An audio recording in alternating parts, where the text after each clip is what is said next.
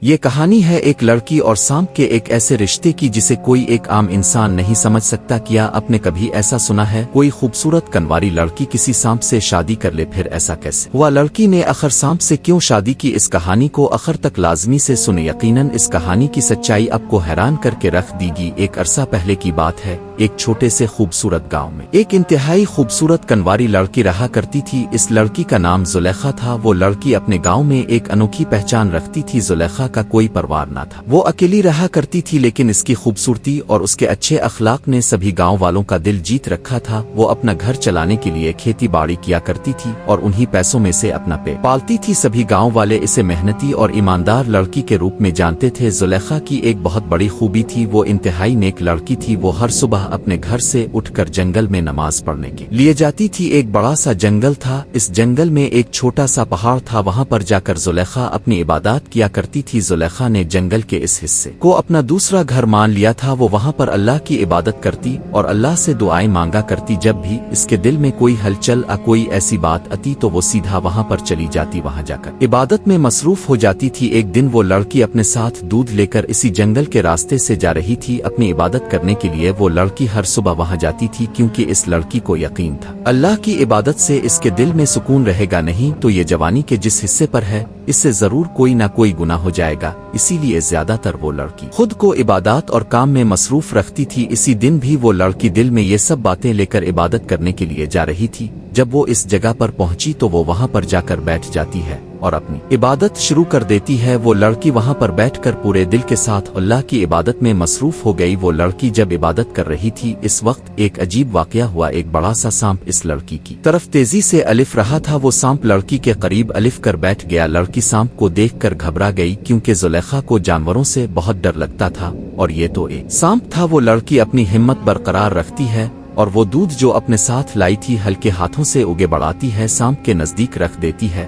وہ لڑکی کی یہ حرکت دیکھ کر سانپ ڈر گیا۔ سانپ نے اپنا فن پھیلا لیا اور زور زور سے وہ عزیں کرنے لگا۔ زلیخا ڈرتے ہوئے وہ دودھ کا لوٹا سانپ کے قریب رکھ کے آہستہ آہستہ پیچھے ہٹنے لگی۔ سانپ دودھ کے قریب آتا ہے اور وہ سارا دودھ پی جاتا ہے۔ پھر وہ سانپ دھیرے دھیرے پیچھے جنگل کی طرف جانے لگا۔ جب وہ سانپ جنگل میں چلا گیا زلیخا یہ سب منظر دیکھ کر حیران اور ڈری ہوئی تھی، لیکن پھر وہ لڑکی وہاں پر بیٹھ کر اپنی عبادت کرنے لگی۔ اپنی عبادت پوری کرنے کے بعد وہ واپس اپنے گھر کی طرف لوٹ پڑتی ہے۔ ہاں، وہ اپنے ساتھ اپنا دودھ کا برتن بھی گھر لے آتی ہے۔ اگلے دن زلیخا پھر اپنی عبادت کرنے کے لیے جنگل میں جاتی ہے۔ پھر اج بھی وہ اپنے ساتھ اسی برتن میں دودھ لے جاتی ہے۔ ناظرین، اج بھی وہ سانپ آتا ہے اور الف کر اس لڑکی کے ہاتھوں سے دودھ پیتا ہے، پھر واپس جنگل میں چلا جاتا ہے۔ ناظرین، پھر یہ سلسلہ کئی دنوں تک چلتا رہا۔ ایک دن زلیخا عبادت کرنے کے لیے جنگل نہیں جا پائی۔ اج زلیخا کو کھیتوں میں کام بہت زیادہ تھا، اسے کرنے کے لیے چلی گئی۔ جب وہ کھیتوں میں کام کر رہی تھی اچانک اس کے سامنے ایک سانپ اگا۔ وہ اسے اچانک دیکھ کر ڈر گئی، لیکن سانپ وہاں سے چپ چاپ چلا گیا۔ پھر شام کے وقت کھیتوں سے کام کر کے وہ جب اپنے گھر کی طرف الف رہی تھی اچانک سے ایک بڑا سا سانپ زلیخا کے سامنے الف کر اس کا راستہ روک لیتا ہے۔ زلیخا اس وقت ڈری نہیں، پھر وہ سوچنے لگی یہ سبھی چیزیں کوئی مجھے پیغام دینا چاہتی ہیں۔ پھر زلیخا کو اچانک سے یاد آ الف، ہاں اج تو میں عبادت کے لیے نہیں گئی تھی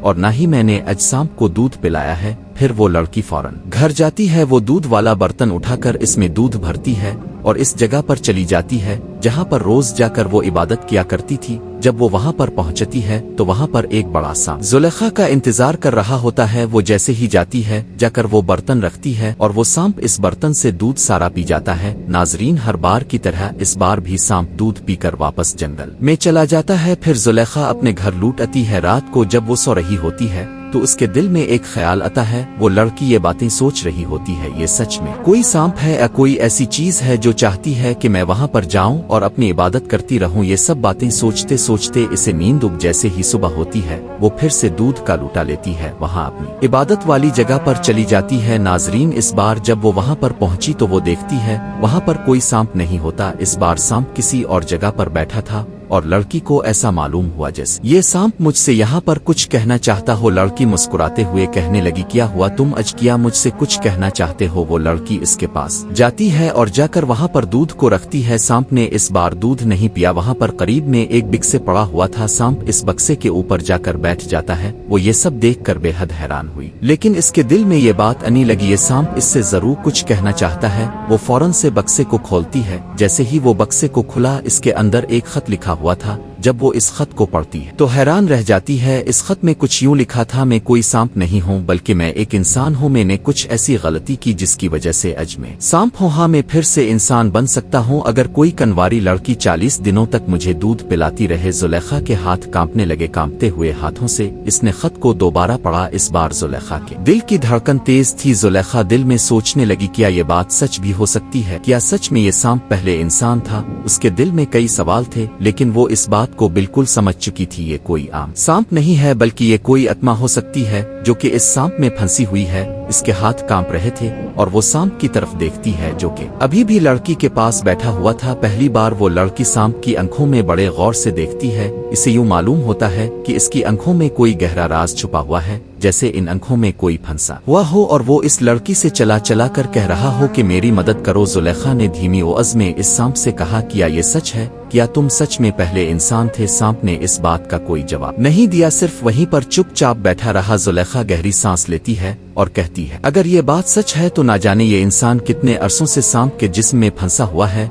अगर मैं 40 दिन तक इसे दूध पिलाती रही तो ऐसा हो सकता है ये फिर से इंसान बन जाए। फिर जुलेखा सांप तरफ देखती है और कहती है कि मैं अपनी तरफ से पूरी कोशिश करूंगी। 40 दिन तक कोई भी ऐसा दिन नहीं जाएगा जब मैं तुम्हें दूध पिलाने के लिए ना वाहे उगे तुम्हारा नसीब। नाजरीन, पहली दफा जुलेखा की ये बात सुनकर सांप अपने सर को हिलाता है। फिर वो लड़की जो दूध लाई थी इसे पीकर वापस जंगल में चला जाता है। अब जुलेखा हर दिन वहीं पर जाने लगी। जाकर सांप को दूध पिलाती, अपनी इबादत करती और वापस घर को लूट आती है। जुलेखा पहले सिर्फ दूध ले जाया करती थी, लेकिन अब वो सांप के लिए फल ले जाया करती थी और साथ में खाने पीने की कुछ और चीजें भी। अब लड़की को दिल में महसूस होने लग गया कि ये कोई सांप नहीं है बल्कि ये इसका दोस्त है। आखिर वो दिन भी अलिफ गया जब 40 दिन पूरे होने वाले थे। वो इस दिन दूध के साथ कुछ फूल भी ले जाती है। इस दिन जुलेखा की धड़कनें तेजी चल रही थीं। इसका जी घबरा रहा था, ना जाने आज क्या होगा। नाजरीन, क्योंकि आज आखिर दिन था। अगर उसने इंसान बनना है तो वो बन जाएगा। जब जुलेखा जंगल में पहुंचती है वो देखती है सांप हमेशा की तरह वहीं पर बैठा इसका इंतजार कर रहा होता है। जुलेखा दूध का बर्तन उसके सामने रखती है और चुप करके बैठ जाती है। नाजरीन, जैसे ही सांप दूध को खत्म करता गया वहां पर एक अजीब सी हलचल होने लगी। जब सांप पूरा दूध खत्म कर लेता है वहां पर एक तेज हवा का झोंका आलिफ आंखों को बंद कर देने वाली एक रोशनी सी जली। इसके बाद लड़की जैसे ही अपनी आंखें खोलती है तो इसके सामने एक खूबसूरत नौजवान खड़ा हुआ था। इस नौजवान की उम्र लगभग 25 से 26 साल के करीब थी। इसकी खूबसूरती की कोई मिसाल नहीं थी। इसका मजबूत जिस्म था जिसे देखकर जुलेखा बिल्कुल ही हैरान रह गई। इसको अपनी आंखों पर बिल्कुल भी यकीन न आ रहा था। वो हैरान थी, वो वही सांप था जिसे वो 40 दिन से दूध पिला रही थी। वो नौजवान बड़ी धीमी आवाज में कहता है, जुलेखा, तुम्हारा शुक्रगुजार हूँ, तुम्हारे बगैर मैं कभी भी अपने असल रूप में नहीं अलिफ पाता। वो धीरे से पूछती है, तुम कौन हो? आखिर तुम्हें ये शराब क्यों मिला था? नौजवान गहरी सांस लेता है और कहने लगा, मेरा नाम राहील है। सदियों पहले मैं एक राजकुमार था, लेकिन अपनी ताकत और पैसे के दम पर मैंने एक अल्लाह वाले का दिल दिखाया था,